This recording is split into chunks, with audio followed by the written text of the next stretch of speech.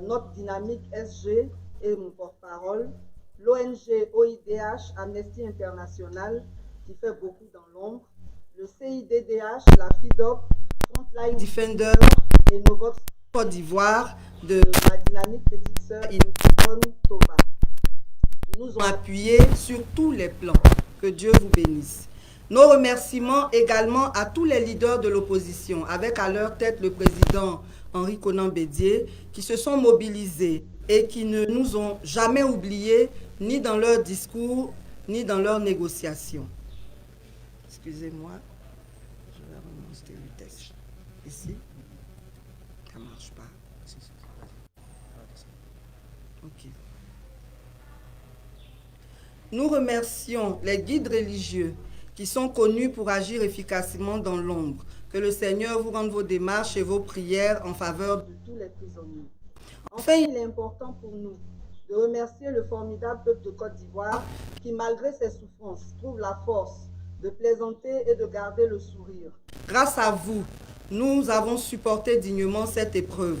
Nos remerciements vont donc à l'endroit de toutes ces personnes anonymes qui nous ont soutenus moralement, spirituellement et financièrement.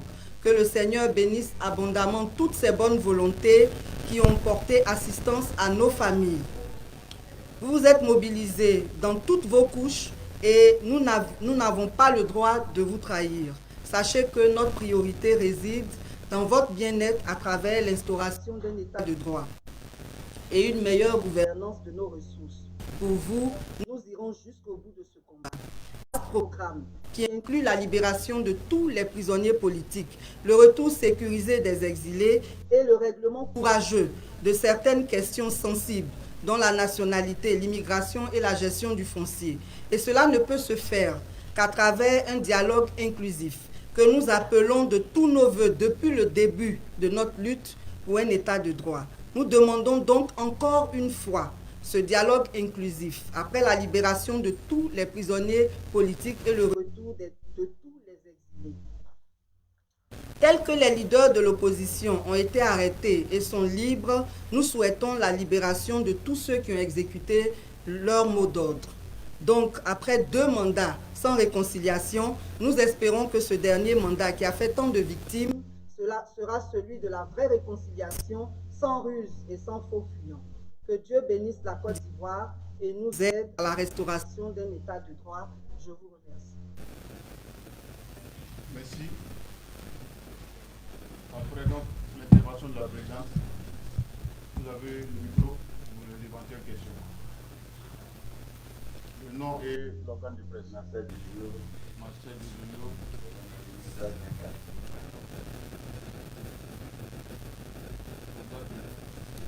32.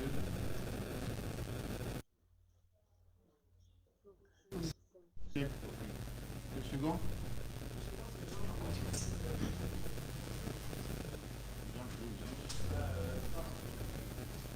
Voici.com.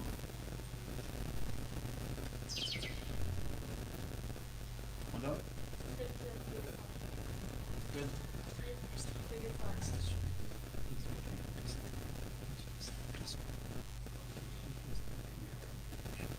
Oui.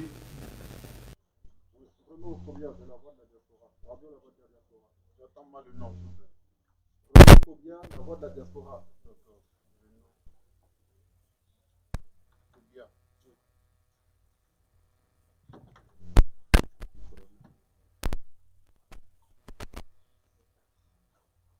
Le dernier, pour l'après-midi. Ok. On commence avec Marcel Dujunio de Odas 24. D'accord. Tout à l'heure, je suis à la conférencière, j'ai cru entendre une phrase dans ce séminaire, nous irons jusqu'au bout. Donc, je voulais en savoir un peu plus après 8 mois de fédération. Merci.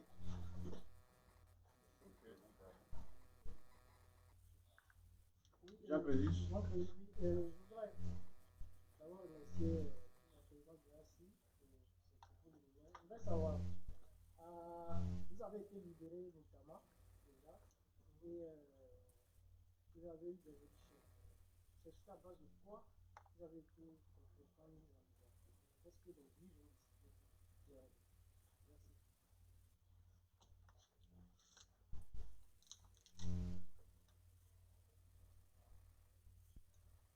Christelle Pierre, TV5. Oui, bonjour. Est-ce que vous pouvez nous parler un peu de vos conditions de détention? Comment se sont passées ces longs mois de prison? Et aujourd'hui, quelle est votre situation judiciaire, si je peux dire? Qu'est-ce qui est encore reproché aujourd'hui? Quelles sont les conditions de votre liberté provisoire, si j'ai bien compris? Est-ce que vous avez la date de procès ou pas?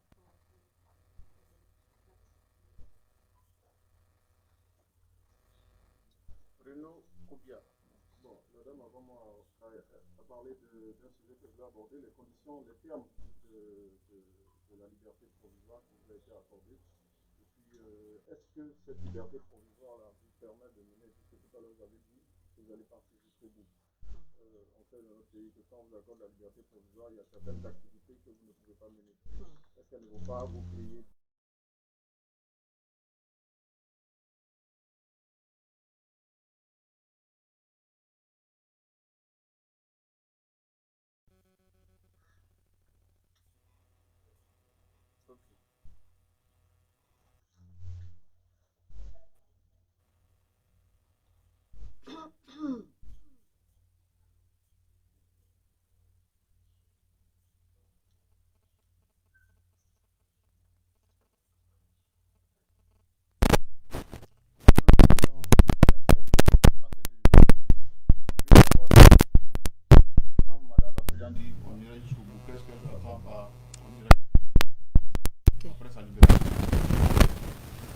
Merci.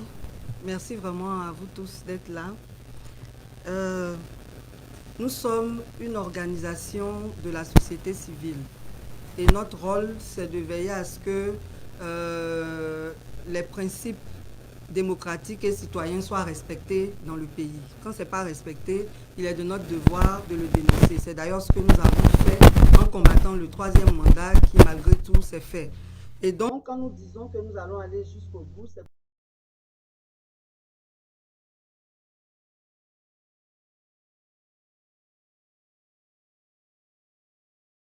tout ce que nous pensons devoir faire pour qu'il y ait un état de droit en Côte d'Ivoire. C'est ce que nous appelons aller jusqu'au bout. La seconde question de M. Jacques Régis. Vous avez été libéré Notamment, notamment. qu'est-ce que les juges ont décidé? Bon, moi, quand on m'a appelé, on m'a dit que je bénéficiais d'une liberté provisoire. Je leur ai demandé, ça veut dire quoi provisoire? Ils m'ont dit que le lundi, à 10h, j'ai rendez-vous chez le juge pour qu'il me donne plus de détails. Et comme nous tous, nous savons que souvent, il y a des restrictions qui empêchent les gens de communiquer, c'est pour cela que j'ai tenu à faire cette conférence de presse aujourd'hui pour parler à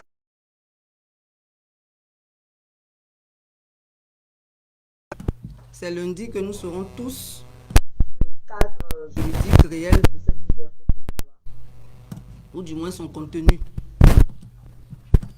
Madame Christelle Pierre de TV5 veut savoir les conditions de détention.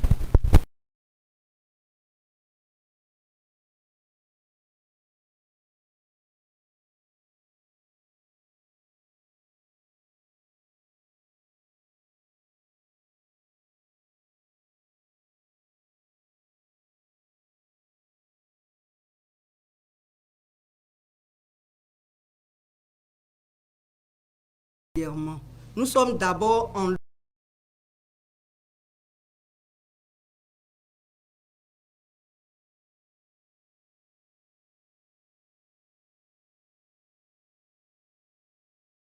dans le système normal.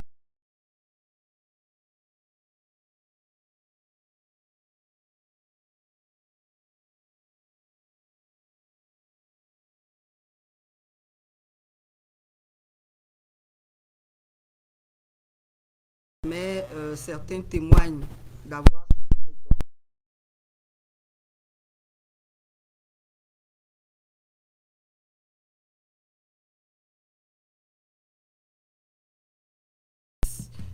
et c'est là que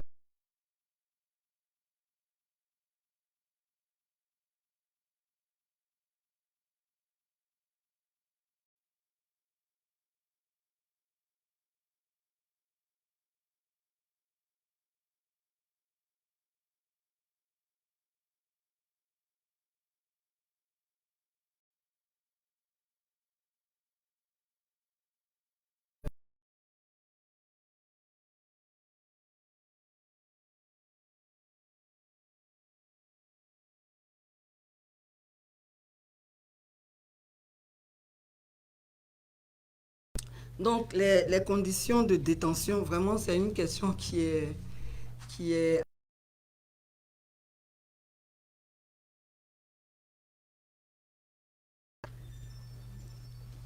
je ne sais pas comment c'est dans les autres prisons, mais les conditions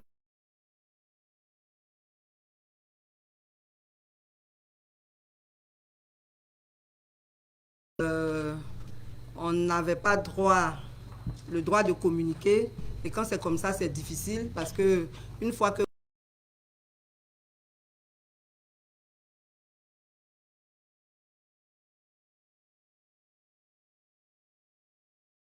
gens sont surchargés, on le dénonçait déjà avant notre incarcération. Avec l'arrivée de la Covid, le chef de l'État avait promis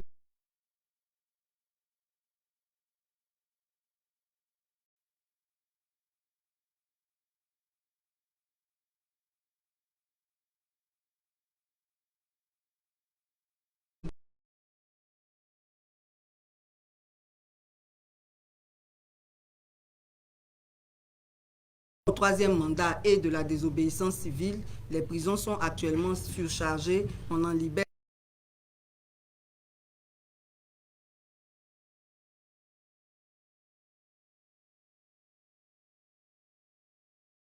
aussi ne sont pas bonnes et donc c'est vraiment difficile.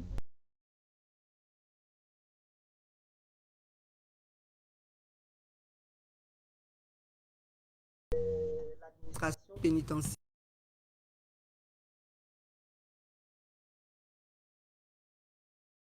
particulière.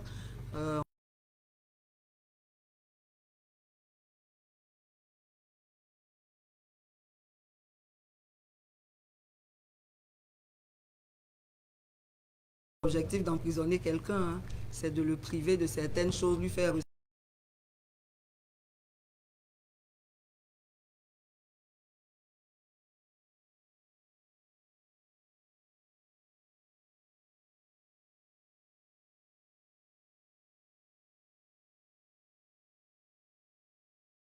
aussi de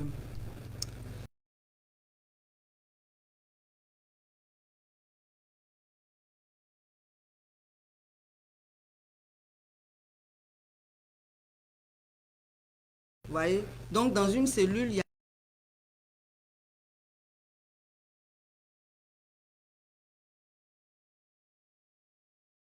donc vous imaginez un peu que ça crée beaucoup.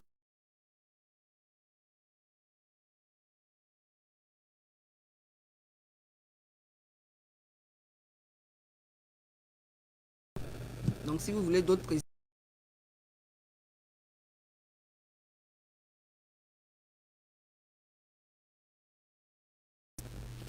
ils savent qu'il fait chaud.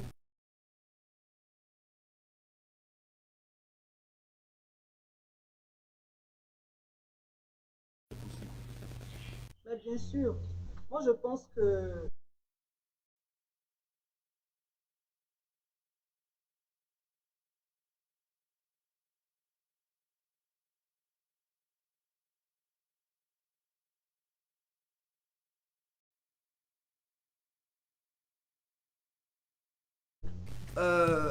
les gens, ils disent une chose et ils font leur contraire. Est-ce que c'est normal que nous, qui sommes de la société civile, qui constituons, on va dire, un arbitre social, on fait le contrôle citoyen de l'action publique, est-ce qu'il serait normal qu'on nous interdise de parler? Bon, si on nous interdit de parler, c'est qu'on n'est plus en démocratie parce que nous, c'est la parole seulement que nous avons comme moyen d'expression. Et donc, moi, je pense que si on nous interdit nos activités, ça voudra dire que c'est une entrave aussi à notre liberté d'expression. Dans tous les cas, lundi, on sera tous situés sur le contenu de cette liberté provisoire. S'il y a des restrictions, on aura le temps d'en reparler. Mais moi, je pense qu'il ne faut pas nous empêcher de nous exprimer. Merci. Question? Il ne faut pas de toilette. Je suppose que... Il y a une main. Ok. Allez-y, monsieur.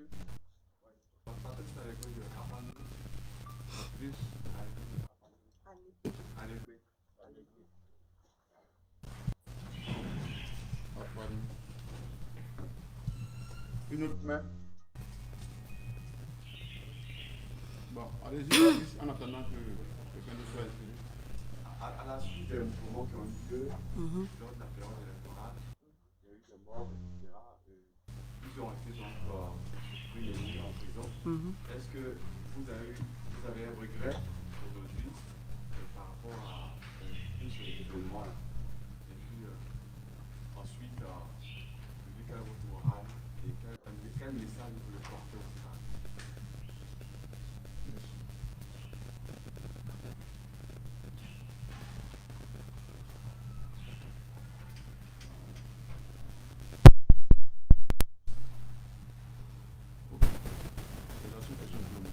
On y va? Moi, je pense qu'il n'y a pas de regret à avoir. Dans toutes les luttes, on laisse des plumes. C'est dommage qu'il y ait eu des morts, ce n'était pas l'objectif. Personnellement, on avait lancé un appel à des marches pacifiques et je ne pense pas que des marcheurs puissent s'auto-agresser. Nos marcheurs ont été agressés par qui? Ça, c'est la justice qui peut nous dire. Dans tous les cas, le regret qu'il y a, c'est un peu, comment on va dire, le manque de solidarité entre tous ceux qui défendent la même cause. Mais comme ce n'est pas l'objet de la conférence d'aujourd'hui, je n'en dirai pas plus, mais il n'y a pas de regret à avoir. Quand on lutte, on fait le bilan et puis on recharge ses batteries pour avancer. Donc notre moral, il est très haut. Il est très haut et notre expérience à la MACA nous a donné encore d'autres sujets de lutte, on va dire d'autres objets de lutte, et parce qu'il y a beaucoup d'injustices dans le système judiciaire, et c'est quand vous êtes incarcéré que vous entendez beaucoup de choses, vous voyez beaucoup de choses. Donc nous sommes au contraire regaillardis et nous pensons que aucune expérience n'est vaine. L'incarcération a été formatrice, ça nous donne, comme je l'ai dit tout à l'heure, d'autres raisons de lutter. Et donc, on va continuer de défendre les droits des Ivoiriens. Un message aux Ivoiriens. Ce qu'on veut dire aux Ivoiriens, c'est qu'il faut que les Ivoiriens réalisent la nécessité de se mettre ensemble pour lutter pour un état de droit. C'est l'état de droit qui garantit de façon effective la démocratie. Et si les gens sont toujours dans le suivisme, dans le fanatisme, on ne va pas arriver à grand-chose. Il faut que les gens se détachent de certaines décisions politiques pour les analyser en tant que citoyens et prendre leurs responsabilités dans le sens qui arrange tout le monde. Si chacun se met dans cet esprit-là, je pense qu'on aura un peuple responsable et les politiciens qui sont véreux, je ne dis pas que tous les politiciens sont véreux. Ceux des politiciens qui sont véreux n'auront plus de terrain fertile pour emmener le peuple à faire des choses qui ne vont pas dans le sens de la réelle démocratie, dans le sens des intérêts du peuple lui-même. Donc, nous voulons demander aux Ivoiriens de se mettre vraiment dans un esprit beaucoup plus responsable parce que notre pays a beaucoup de problèmes. Vous voyez la souffrance des gens. Il ne faut pas, comment dire, il ne faut pas indexer ceux qui se permettent de lutter comme forcément des opposants. Nous ne luttons pas contre une personne, nous luttons contre un système. Et ce système-là, s'il a des défaillances, il est de notre devoir de le relever. Donc il faut que chacun se mette dans cette peau-là parce que c'est dans notre intérêt à tous qu'on arrive vraiment à construire cet état de droit-là. Et nous comptons vraiment sur chacun pour faire un vrai bilan à leur niveau, à chacun à son niveau personnel, afin de s'engager davantage dans la défense des droits de l'homme, dans la défense de l'état de droit, dans le soutien des organisations comme les nôtres qui luttent pour le bien-être du peuple. Merci. Merci. Il n'y a pas de dernière question. Une dernière question.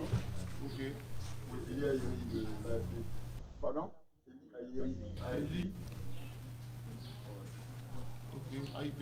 AFP. Je veux savoir le nombre de personnes qui ont été libérées dans le cadre de la détention civile. Tu fais quelque chose.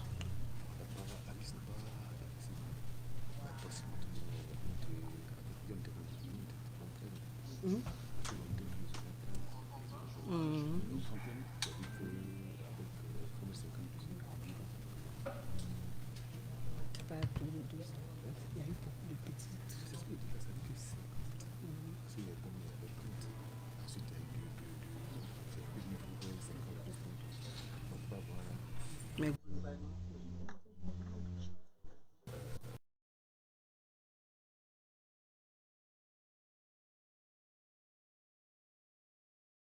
de personnes libérées. Il faut déjà connaître le nombre de personnes incarcérées.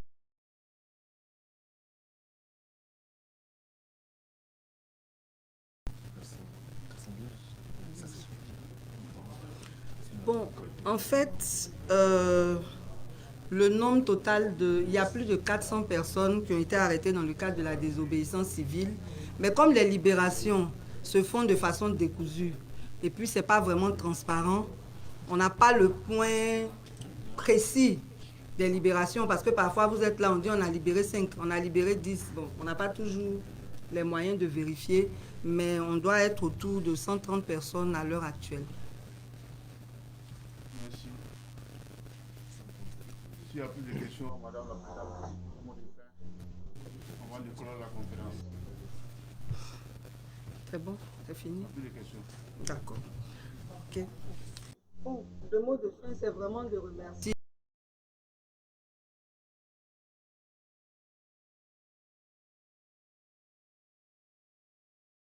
que l'opinion soit éclairée. Donc, on voudrait vraiment vous dire merci. On voudrait aussi adresser toutes nos condoléances aux parents de tous ceux qui sont tombés dans le cadre des différentes manifestations. Vraiment, toute notre compassion et aux blessés également. Et on voudrait aussi remercier encore une fois tous ceux qui se sont mobilisés pour nous soutenir, que ce soit en Côte d'Ivoire comme ailleurs dans le monde, dans la diaspora. Que vraiment Dieu vous bénisse, votre soutien apporté. Aujourd'hui, nous sommes libérés et comme on le dit, la lutte continue. Je vous remercie.